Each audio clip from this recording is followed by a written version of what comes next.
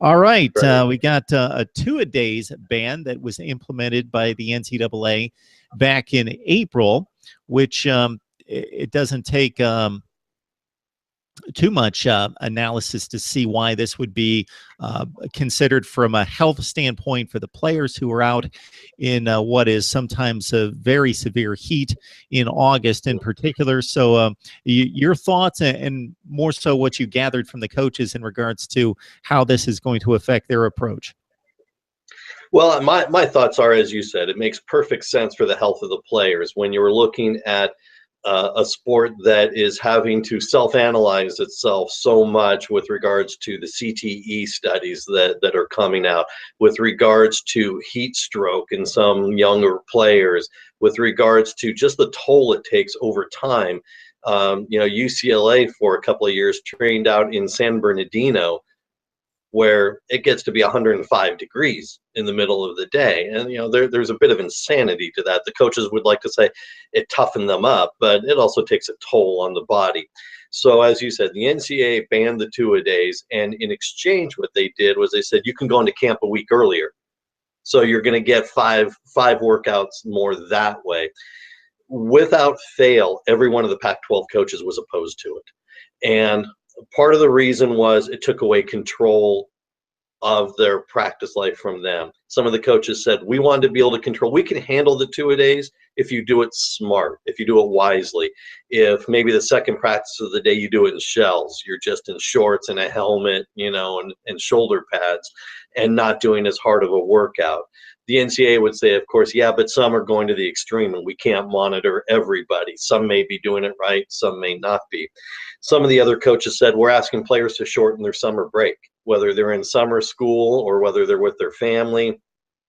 We're having to ask them to come out earlier, and it's actually costing the schools money because they're having to put them up in the dorms earlier.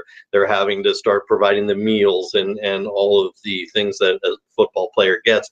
They're having to do those for an extra week. So there were different reasons why the coaches were opposed to it, but without fail, all 12 coaches did not like the change. Most of them called it an overreaction by the NCAA. Many of us have seen the Junction Boys, which is a ESPN-produced movie from about 15 years ago.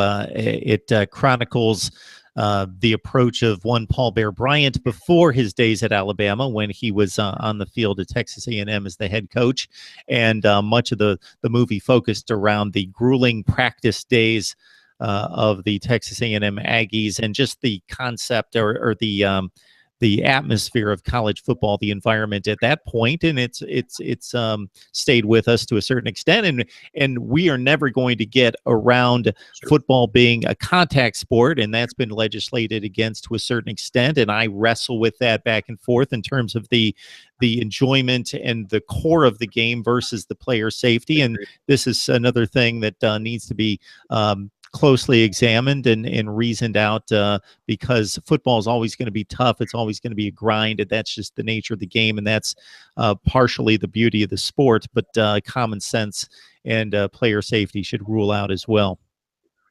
There's a way to do both. There's a way to, who was it, Duffy Doherty used to say, football is not a contact sport, it's a collision sport, and that's the reality. It is. And the players nowadays, with the research and with the advancements and with the progression of the looking into the science of it, they're aware of what a lot of the risks are. Probably not all of them, but certainly more than they were back in the Bear Bryant days. And they're playing that, knowing that, but there's still a way to take care of them and help them watch out for themselves, and the coaches and the schools take a leadership role in looking out for them. There's a way to do both. The coaches just felt that they weren't really asked about this. If this was the way they wanted to go, it was left up to school presidents and athletic directors, and most of the coaches were never consulted, and so they felt it was an overreaction. Yeah, there was a coach during that same era that once famously stated that they would grab all the athletes they could and they'd run them through the forest, and the ones that ran around the trees, they'd send them to the basketball squad, and the ones that ran through the trees, ran right into them, they, of course, would play football, because basketball is actually a contact sports, and right. Football is a collision sport for sure.